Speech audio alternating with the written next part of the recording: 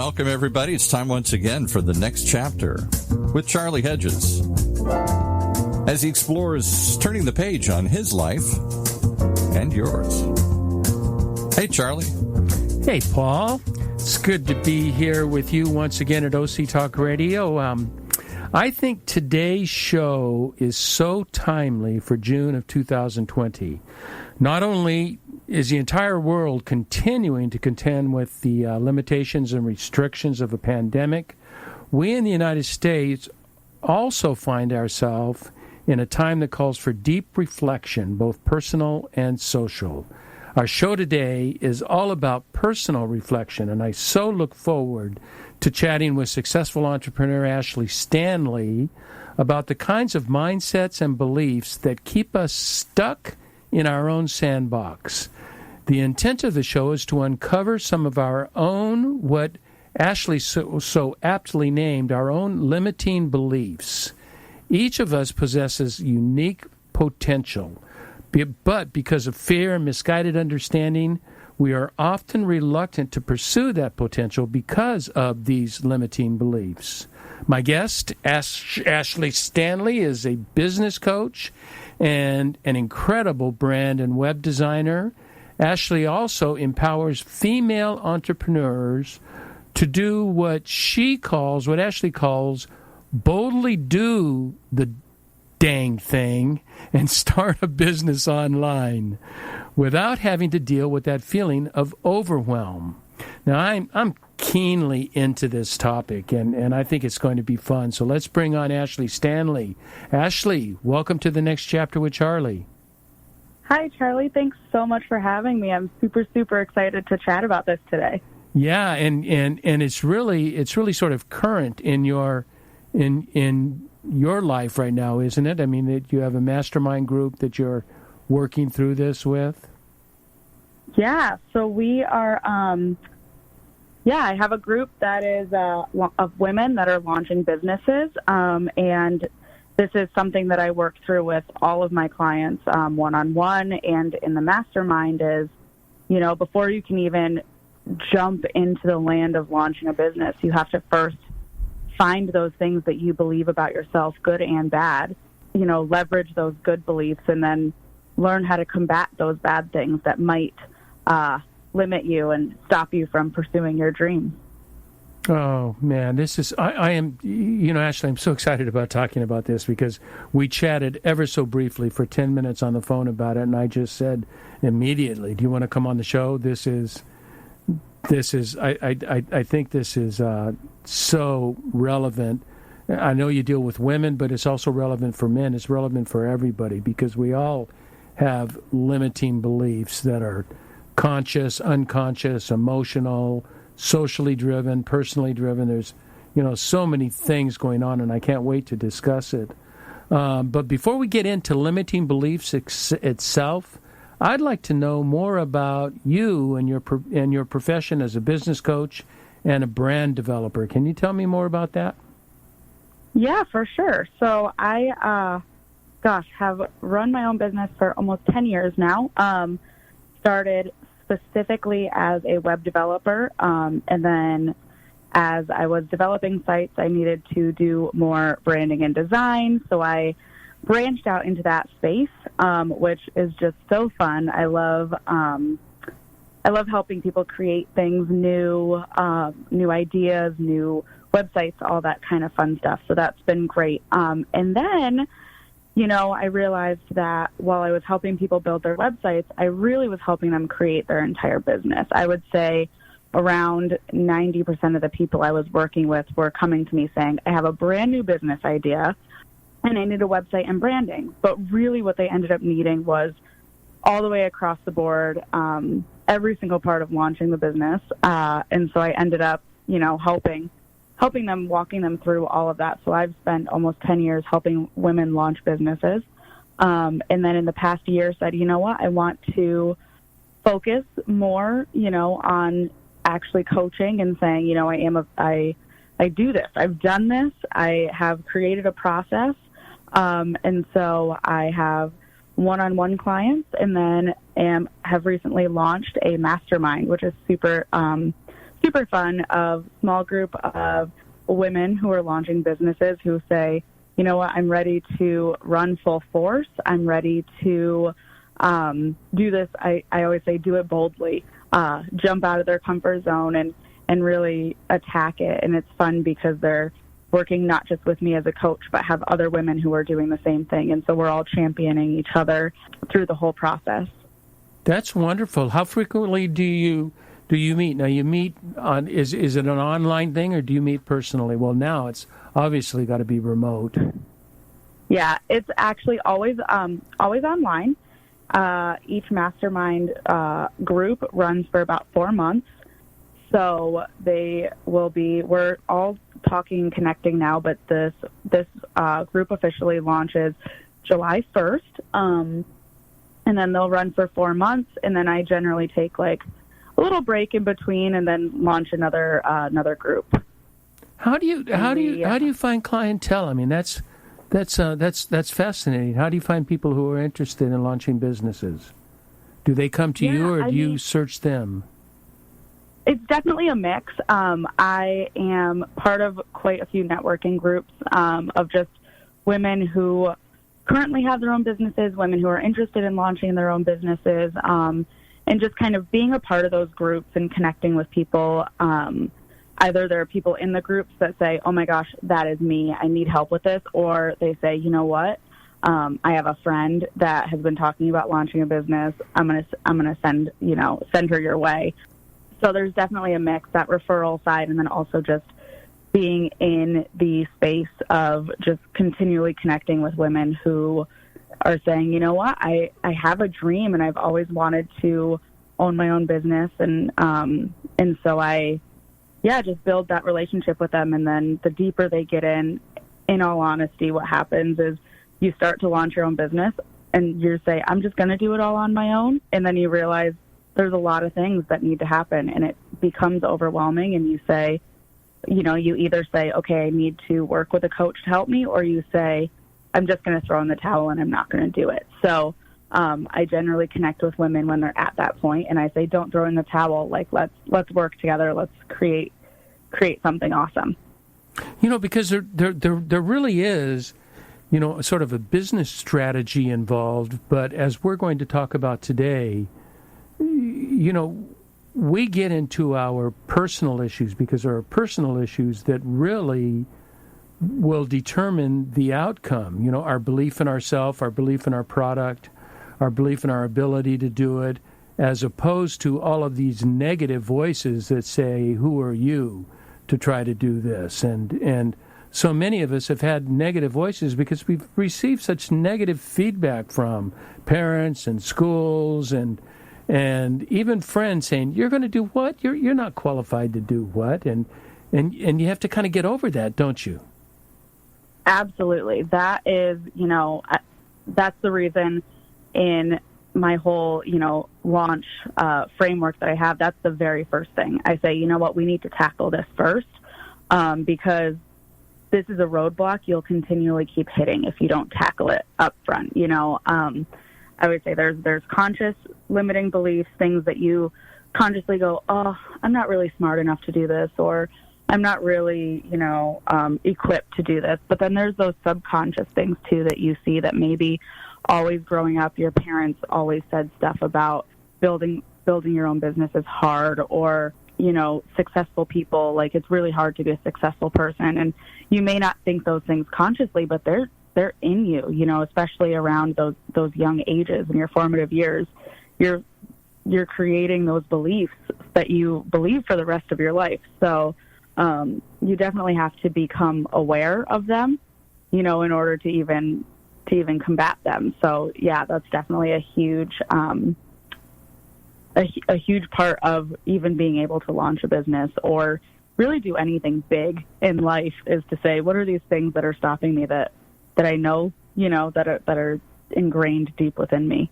Yeah, and I just had an interesting conversation with a microbiologist, and she was telling me about dominant regressive genes and alleles and all sorts of things that I have no idea what she was talking about, but it was fascinating.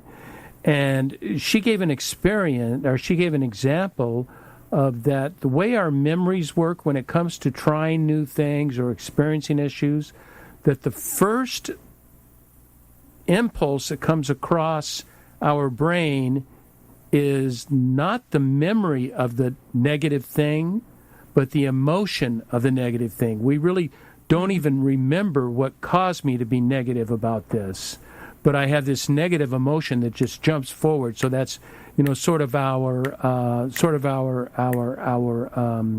think, Charlie, our defense mechanism against it is to say, oh, don't go in there because you're going to fail and you're going to look bad and people are going to reject you or abandon you, and you're going to be looked at as a pariah or as a dumb, so-called wannabe entrepreneur. But I liked, I not necessarily liked, but I appreciated that the emotion comes before the memory. Absolutely. And if we had the memory, we could attack the emotion. But without the memory, how do you attack the emotion? Sometimes the cause of that memory can be a resolve to understand where that emotion is coming from. Otherwise, we're just dealing with fear on its own level without fear digested logically or reasonably. Absolutely. We actually, and I've done this myself. It's funny because of that.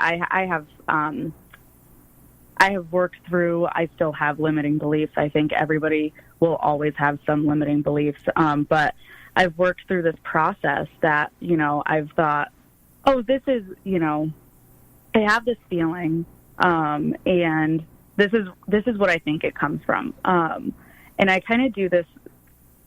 Write it down on a piece of paper and kind of do this like levels. So I write it down and then I draw a down arrow and then I write where I think that came from. And it's always really interesting because it does take a while, but if you take that time to do that, you can come back to that memory and you can say, okay, this is the feeling, the high level. I felt this feeling, and I had one like a failure thing. And then as I dug down deeper, and I did each of those levels, I realized, okay, that was from this specific memory as I dug deeper. But I definitely agree. You have that feeling and you say, okay, I don't want to feel like this ever again, right? I'm not going to do this because I don't want to feel like this, and so then you have to kind of figure out where that came from. And then the other side of that is then you have to say, well, what is the real truth, right? And say, this was that memory or this was that experience that happened. And just because it happened once doesn't mean it's always going to happen. Or sometimes our memory is a little bit different and not the whole picture, So then you have to kind of create those truths and combat it with, this is the truth of that situation or the truth of what would happen if I ever was in that situation again. Something that we had a guest on, and it was, I can't tell you how long ago. I don't recall. We don't have a. We're not one of the people with the thousands of podcasts, but we have over. This is number 156. So I've done this a couple times. Yeah. And I had a guest on, Jamie Lerner, one time, who was a psychologist, and we were talking about. I had a very difficult childhood, and I had these images that they were in fact memories. Ashley, they were not. I had the emotion from them, but the memories, and they were of abandonment and rejection, and for about the first 7 years of my life. And she told me something no one had ever said before, because I always viewed those emotions that I felt from that time of rejection and abandonment. I had always viewed those from the eyes of a child. This is what I felt. And she said, Charlie, it would be really helpful if you viewed those from an eyes of an adult. Don't view it from a childhood perspective. View it from an adult perspective, and you take a whole different position on it. And I got to tell you, Ashley, how helpful that was. I mean, that was just that simple sentence was just enormously helpful for me. Yeah, that sounds, I'm just sitting here going, wow, that's so good. Isn't it? Yeah, I would love to take credit, but it was Jamie Lerner. And I do want to have her back on the show again. She was really a bright psychologist and very fun to chat with. Yeah, that's awesome. That's really fascinating. I think, mindset shifts and perspective shifts can be magical things. I think, even in small daily life, but thinking about things like that where it's this deep-rooted memory and saying, okay, let's look at this from a different angle. I've never done it, but I would love to go back and start doing that now. I'm sure as things pop up, I'll think of that and say, okay, think of that through the eyes of an adult. How does that play out now, or how does that make you feel now? That was maybe a year ago, and I've been doing that process. And then I took an extended retreat at the beginning of this year, where I had 6 days of sequestered silence, which my listeners are familiar with. But just so you know, I had a room. I was in Hilo, Hawaii, and although it made no difference because I never got to leave the room. And I had a 10-foot square space out in front of the room. They delivered food. No computers, no phones, no books, only a handwritten journal, and you were a month in solitude, or not a month, you were 6 days in total solitude. And believe me, wow, the experience of that and what I got to go through with me, and it was all about, for me, it was all about self-love. I mean, it was all about, I could love everybody else. I was great at that, and people appreciated that. But I really didn't appreciate myself to the degree that I would like. And it took that time of reflection, and it took that time of forced silence and solitude, so I didn't have distractions. And wow. And it was an amazing experience. Yeah, that sounds like it would be an amazing experience. We actually talk about that quite a bit. So I I live in San Diego. I go to a church down in San Diego, and we talk.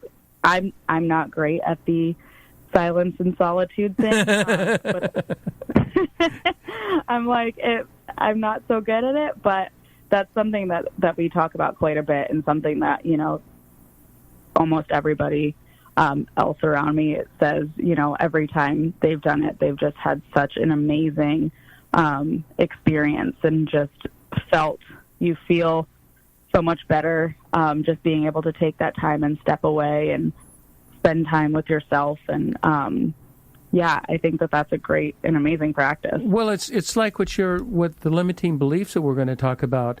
We really don't want to go there because it's too painful to go there, yet we need to go there, but it is a painful journey, because you're talking about Absolutely. You're talking about things that you're afraid of, and that means not only do you think others disregard yourself for that, but you disregard yourself personally for it. Yep. As a matter of fact, you're probably less concerned what others think than what you think. Is that you don't even have confidence in yourself.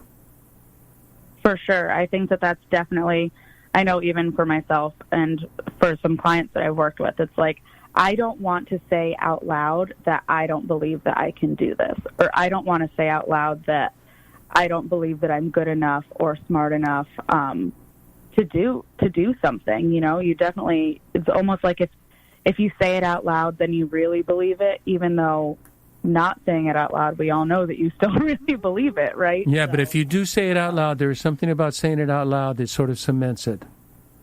Absolutely. Absolutely. But I 100% agree. I think that you kind of need to cement it in order to be able to move forward from it. Yeah, I want to catch that in a bit. That's something I definitely want to talk about. Now, do you think, one thing I wrote before we start talking, and just one more sentence before we start identifying limiting beliefs so our audience really gets an understanding of what that's all about. This is closely related to negative self-talk, is it not? Absolutely. Absolutely it is. And I would say they're pretty much the same thing. Pretty synonymous? They're very close. Absolutely. Yeah. The maybe the limiting beliefs are sort of buried back in our brain, and once you do self-talk and the negative self-talk, it can become much more obvious. Absolutely. I don't know. But you know what? I know now's the time that we need to talk about, you mentioned a couple of them, but can you give me some examples of limiting beliefs so we can all get wrap our arms around what are the limiting beliefs that prevent me from seeking my potential and my opportunities? Yeah, I mean, there's a lot of different ones. I think a lot of people have experienced different ones, but I think especially in the starting your own business arena, one that I run into a lot is it's just hard. Building a business is hard and making money is hard. And yes, there is hard work involved. And so I always find it interesting because with limiting beliefs, there sometimes is like little bits of truth in it, right? So sure. Yes, there is hard work in making money, but making money isn't in itself a really hard thing, as long as you have a roadmap. Or, owning a business is only for people who started off really well off. No one in the middle area or lower would be able to ever start their own business. Or,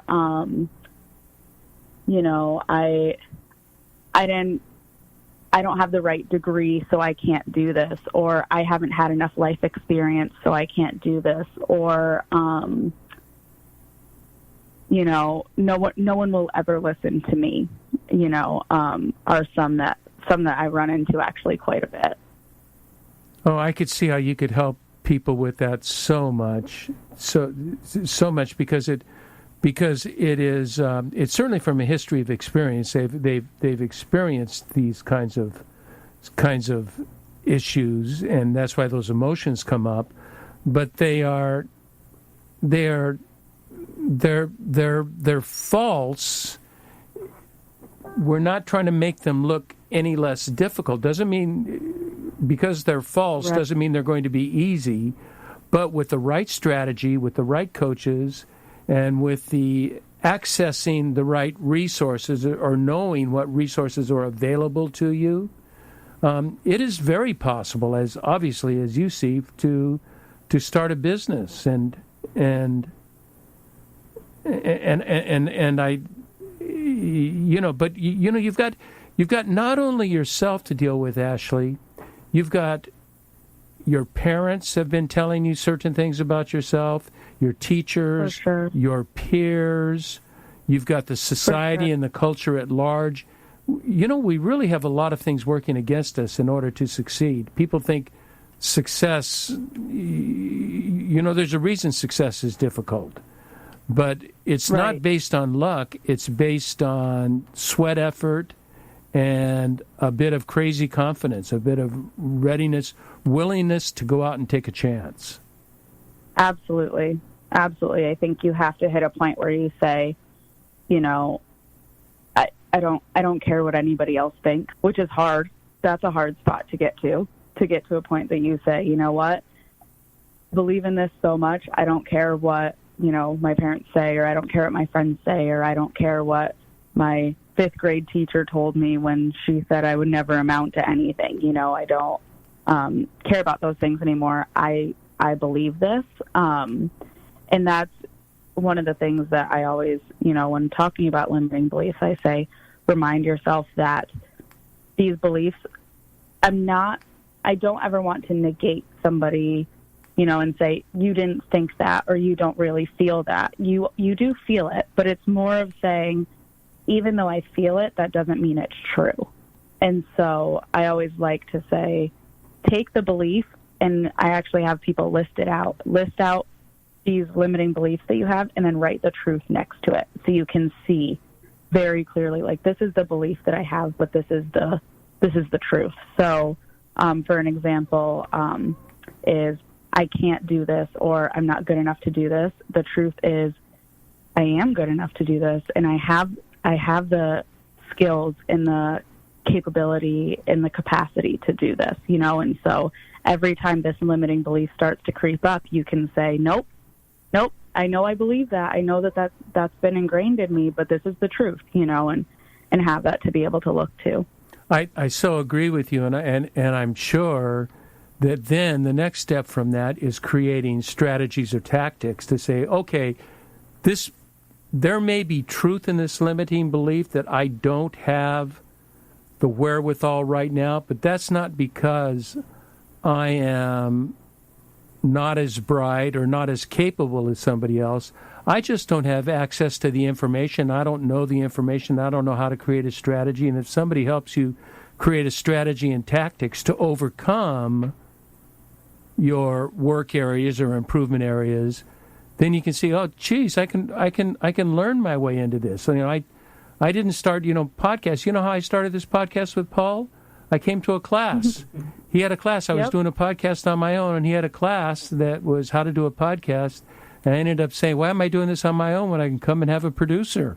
Exactly. And it was that simple. And we've been together, what, Paul, 3 years? Long time. Yeah, we've been together quite a while. Yep. You know something? A story. My producer always loves stories, so I have to tell stories every now and then. But I was in carpet manufacturing, and I was I had a very good job, and I had 100 people reporting to me, and I was sort of in charge of this called wet processing division of a carpet mill. And that is everything that has to do with application of color on a piece of floor covering. Before it's still in woven state. It doesn't have a hard backing on it or anything. We would dye what we would put in these big machines. But I decided at 30 years old, I hate using the word I became a Christian, but God introduced himself to me. And 2 years later, I decided I wanted to go to seminary. But for me to go to seminary, although I had gone to college on an athletic scholarship, I quit it to become a full-time hippie. See, I'm a 60s guy, so I had to buy a motorcycle and travel across the country. That was more important than getting an education. And so when I went to seminary, before I went to seminary, I took a look at it, and I took a look at a couple of schools and said, "My goodness, they're going to want me to get my baccalaureate." Plus then a 3 or 4 year degree in theology. And I said, it's going to be, I think the way I had figured it out at the time, Ashley, it's going to take me 5 years to do it. And I was 33. And I said, I won't even be able to enter the game until I'm 38 years old. And there was this 44-year-old man that told me, he said, Charlie, you're going to be 38 anyway. Do you want to be 38 doing what you want to do, or do you want to be 38 doing this crappy job that you don't like anymore? I love that. Isn't that a brilliant statement? It was the thing that turned me. It was the thing that turned me. Now I'm noticing my producer and what he's saying, and I know my producer is just about to give me a sign before we get really detailed. Give me a sign that we need to take a quick break. And then we'll be right back. Okay.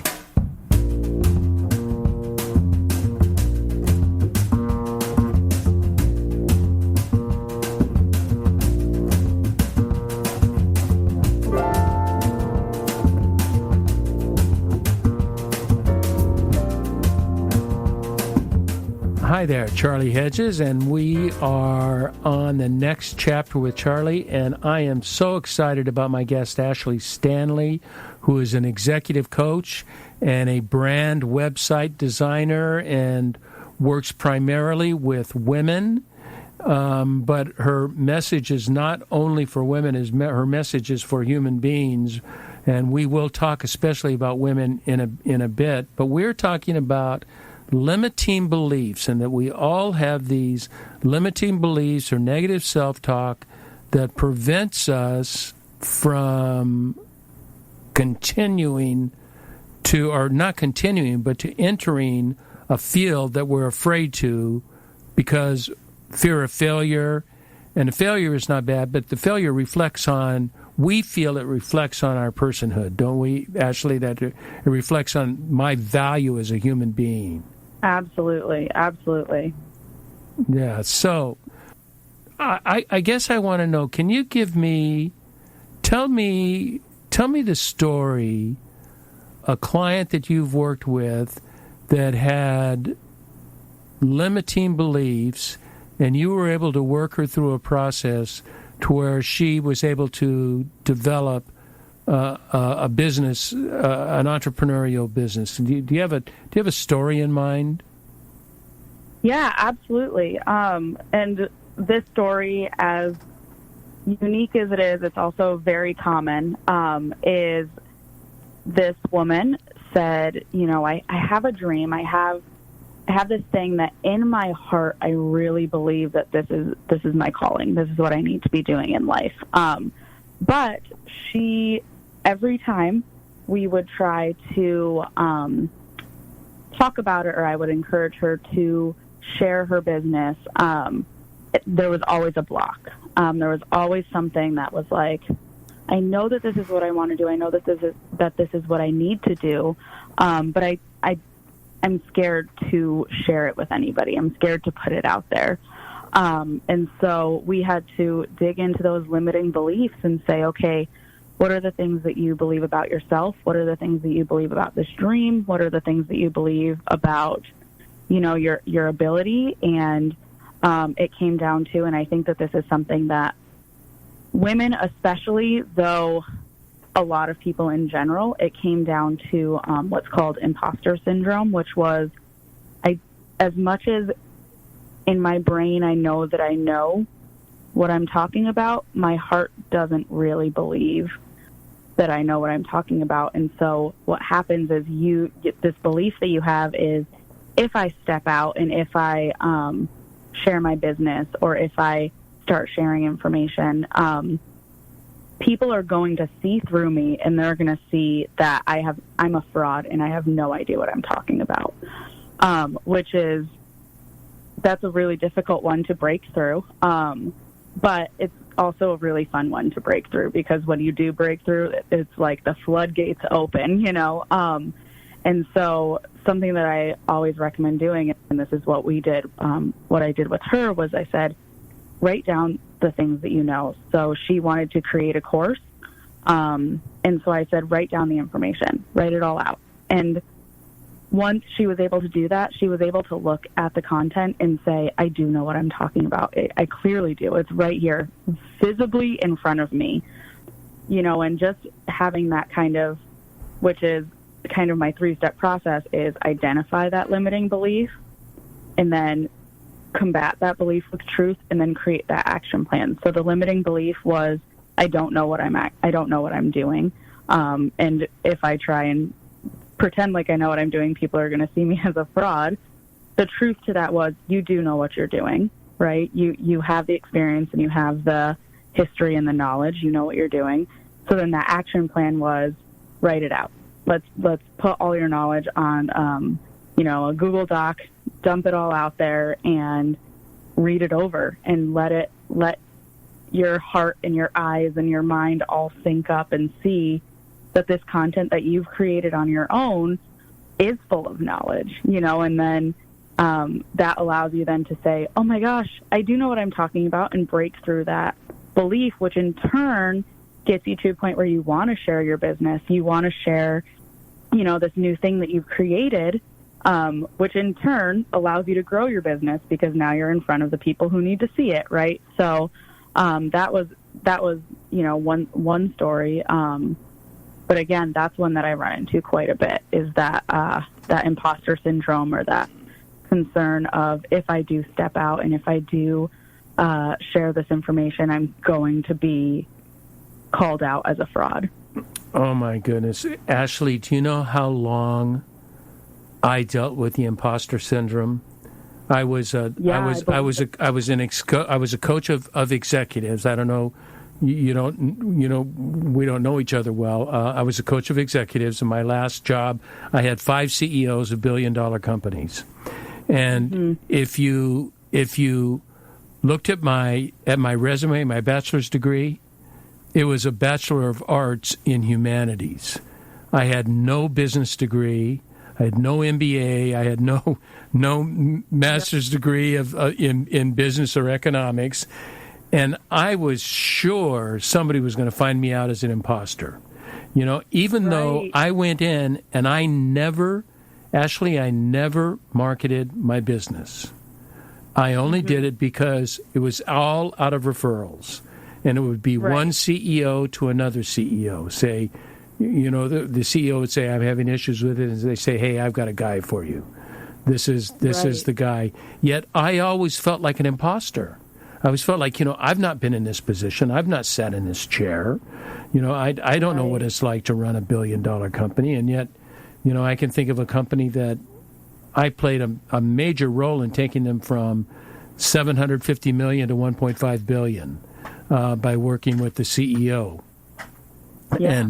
But I had to do that. I had to finally take a look at it and say, what results are you delivering? What lives are you impacting? And what is the P&L of the company after you work with it? Does the P&L improve with your working with the company? And I got to the point where I said, gee, I want to quit taking wages and just get a percentage off increase of P&L. And but that imposter syndrome was huge. You know what I want to do? I definitely want to talk about the issue of women in business. And my wife and I are large. I really dislike titles of feminist or pro women movements and all, but we are very strong in promoting women in business and promoting women in general. Together started she's an executive coach, and she works with both women and men. She probably works with more men than women, except she has a group which I proudly say was my dream child, and it was called Influential Women. And it was like, you remember the old tech groups and the CEO groups? What are they called now? They're not called tech groups. What are they called? Well, we're in a but it's for CEOs, and so we wanted one for not for CEOs, but for high-level executive women that was VP and above, that are VP and above, and she does half-day meetings monthly. She does executive coaching with these women. She brings in a speaker. It's all non-competing industries, so they can be totally vulnerable and candid. What's going on in my business, how I'm feeling about my business, and they can get feedback from other women who are experiencing the same thing. And it's just a hugely successful business for her. And the women just love the group. It's, my wife is also extremely talented and a very successful executive coach. But this is something that's part of our lives. And so we see men certainly face, it's just not our topic today, but we men certainly face limiting beliefs and negative self-talk. I mean, it is. This is not gender specific. We are just dealing with, we're working with one gender, but that doesn't mean it's only women specific. Absolutely. However, women do have, I think they face more issues in a male-dominated business society. I think there are beliefs outside themselves that limit them, and they have to overcome that. How do they overcome a limiting belief in a male-dominated executive meeting that they feel like they have to be careful of what they say, when the truth is I think in many cases they only feel that way because the more vocal they are, the more accepted they become. Absolutely. So, gosh, I have a really interesting background. So let me start with, I'm from a very entrepreneurial family. My mom has always owned her own business. Right now, she and my stepdad are the CEO. She's the CEO and he's the CTO of a biotech startup in San Diego. And then I'm from, previously to this, a tech tech industry, worked at many development agencies, and so we've both pretty heavily been in heavily male industries most of our lives. So that was definitely something that I experienced quite a bit was, what does it look like to have a female sit at the table? What does it look like, my first, I call it my first, big girl job, in a agency. I was the only female in a team of, I think the whole company, we had 11 people total, and I was the only female in the entire company. What was that like, Ashley? Did you feel any, dare I use the word discrimination, any treated differently as a woman, or were you accepted as one of the guys? Yeah, so it was very interesting. I would say 90% of the time, very much accepted. I became really good friends with almost all of them to this day. I mean, that was 7 years ago, and to this day, some of my best friends just in life are those guys that I worked with. But there definitely were some times where, we were a small team. It was also a startup. And so, in those kinds of teams, you're kind of all playing, wearing every hat, because sometimes you just got to jump around. And so I can very specifically pinpoint a few times where I would share a thought or an opinion on how things could be done better, or, we could change a process in a discussion where that was open and, and it was welcome. And it would be completely ignored until another guy said verbatim the exact same thing. Oh, my so goodness. There were a couple times of that, yeah. Absolutely, but not always. The one thing that I used to joke with them about, but it was fine, but we would laugh a little bit, was I was the token female of the group, and so whenever we would do networking events or something, they would always be like, Ashley, come with us, and I just, oh gosh, I have to go and say, there's girls that work here too. Yeah, here's our negative. Here's not our negative, but here's our minority representative, just to show you how cool we are. Exactly. That we are a diversity organization.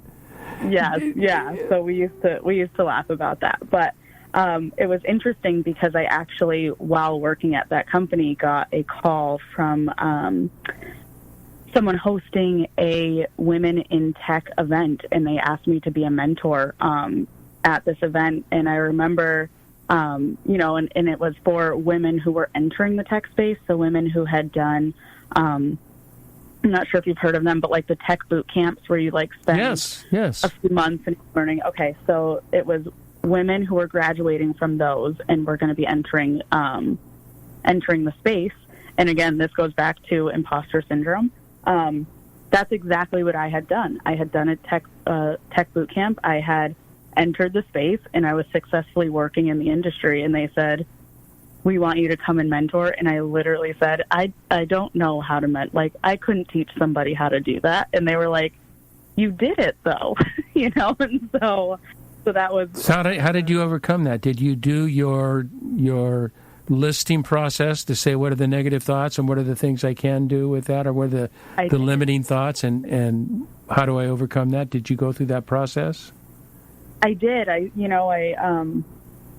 said, I'll think about it.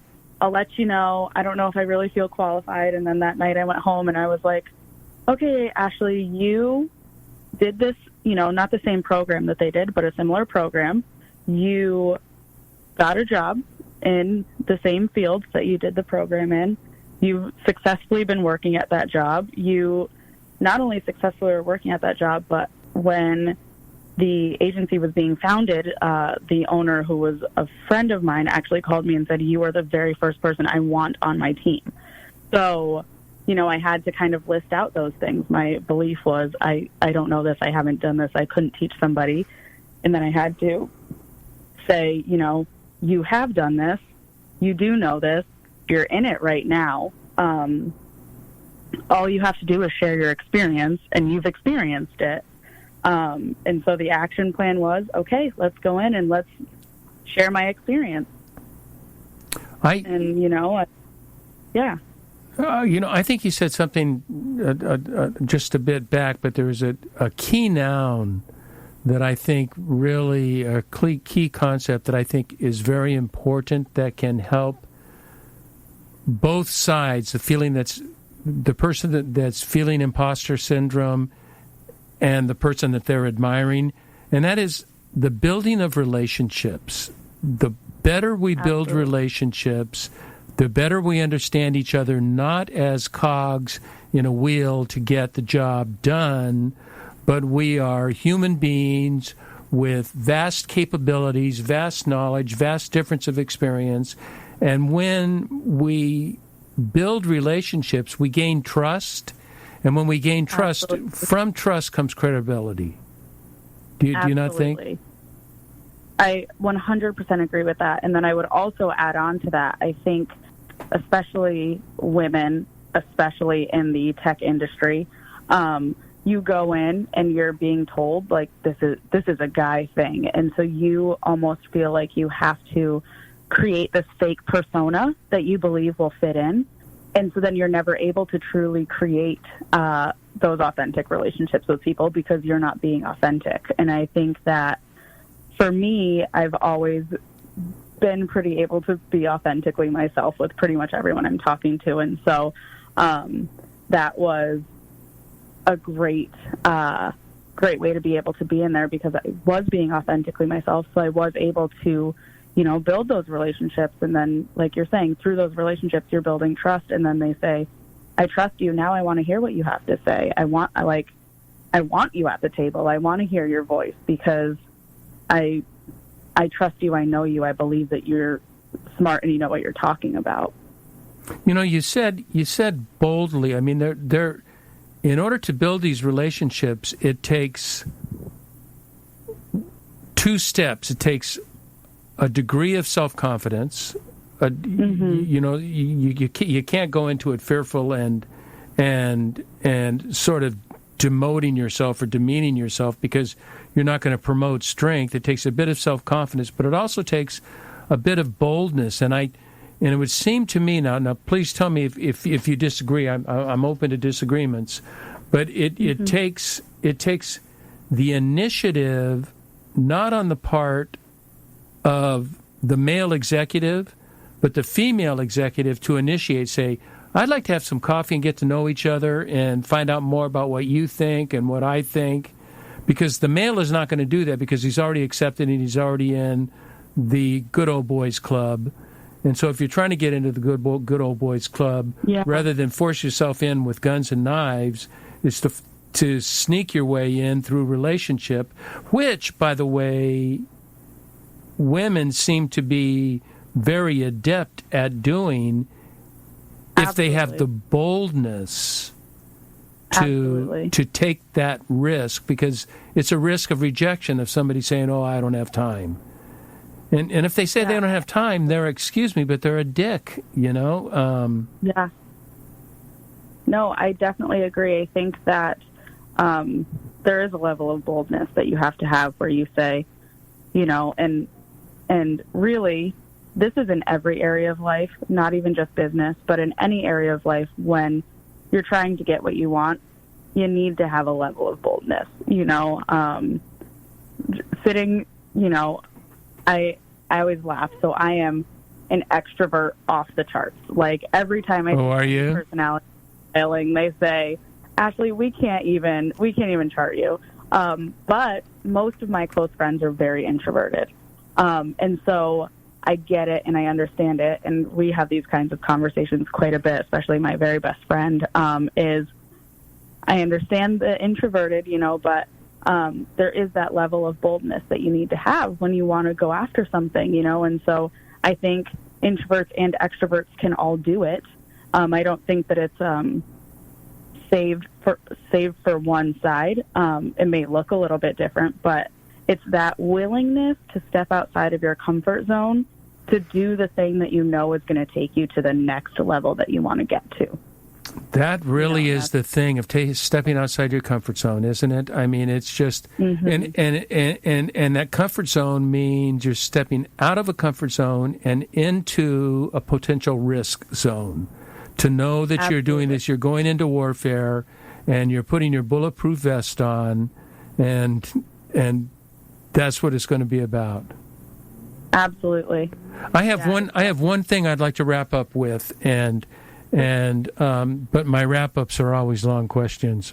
As you mentioned earlier to me on the phone, and I so agree with this, Ashley, that these limiting beliefs are much easier to break once you know they exist. Because for a long time, you don't even know that these limiting beliefs, you think that's who you are, so you don't even know it's a belief system that you have elected or allowed to control you. And so you do have a choice over it. As my guy that I refer to all the time, Viktor Frankl, just said, who came out of the concentration camp, and he said, we don't have control over matters of my life and experience of my life, but I have control over the way I'm going to respond to them. That is what I do have control to. And so I find that there's this universal truth in that you can't find solution until you truly understand not the problem, but the causes of the problem. It begins with the problem, but what caused that problem? And that's seen through things through an adult eyes, or doing, or like I love your wonderful exercises, because what your exercises are going from symptom to cause. What is the root cause? Would you agree with that? Absolutely. I think you're right. I think, we kind of always say it's like if there's a tree that's growing, perfect example, I have I'm trying to learn how to take care of houseplants during quarantine. And I've never been good at it, but I'm trying really hard. And I have a new plant, and some of the leaves had turned yellow.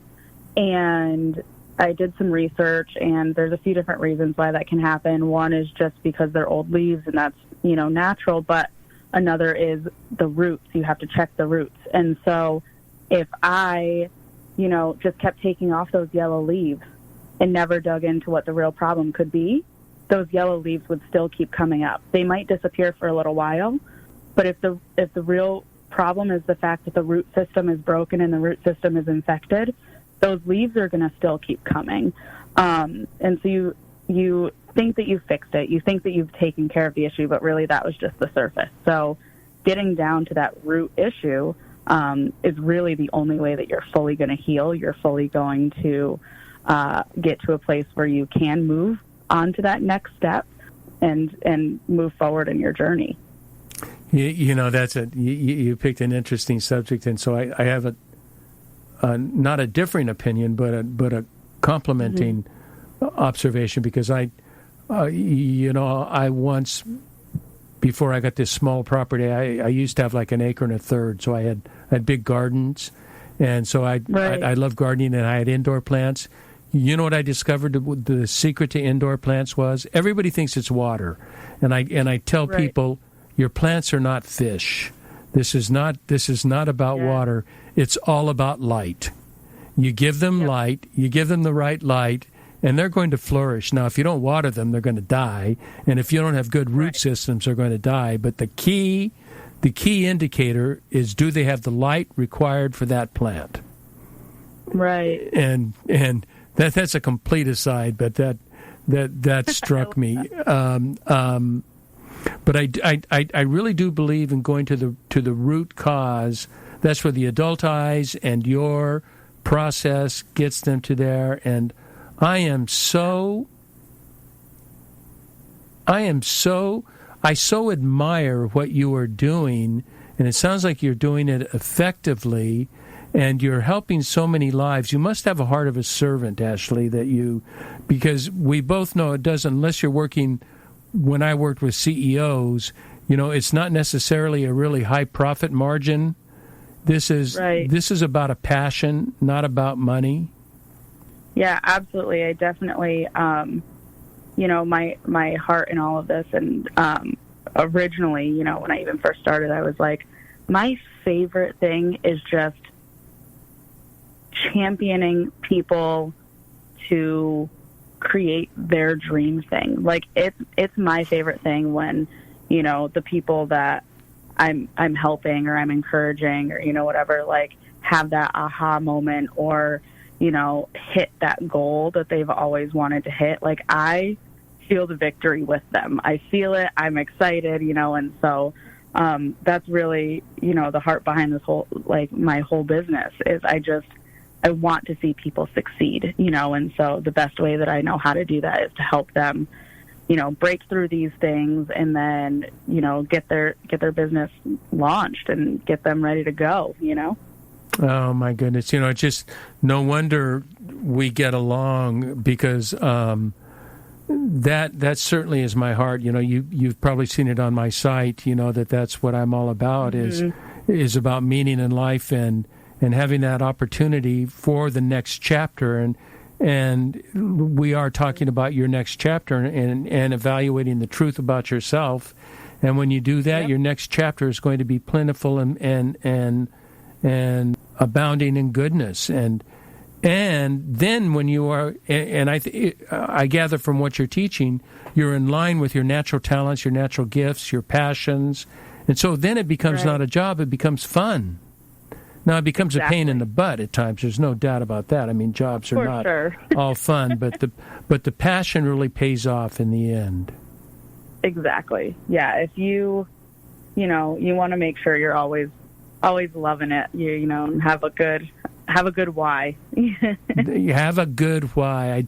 It's funny. I just talked to somebody last week or the week before about knowing your why. What is isn't that the name of that book, Knowing Your Why, or Understanding Your Why? I can't even think of the Finding Your Why. So. Find your why. And once you understand your why, then you can understand the how and what. Absolutely. Well, Ashley Stanley, this has been so fun. We truly, I say this like every podcast, but this one I really believe it, that we truly have at least 30 minutes more of conversation, that we will have to. What's that? I said we could go all day. I know. Well, because we're both, we're cut from the same swath. I think, although you're the extrovert and I'm the introvert, but we have the same goals. And so I want to thank you. Thank you so much for spending time with me. Thank you for having me. It's been an absolute pleasure. Yeah, it is. I feel exactly likewise. You were so bright, so fun, and so passionate at what you do. I appreciate that. And I also want to thank our listeners for tuning into the next chapter with Charlie. And please be sure to check us out at our website, thenextchapter.life, and tell your friends where we exist, because our podcasts we're just getting more and more exciting guests. And I actually think I'm writing better blogs than I ever wrote, because I'm probably reading 2 days or 2 books a week, so it's increasing my writing ability. So, we're just continually improving the site. And so until next, this is Charlie Hedges signing off. Bye for now.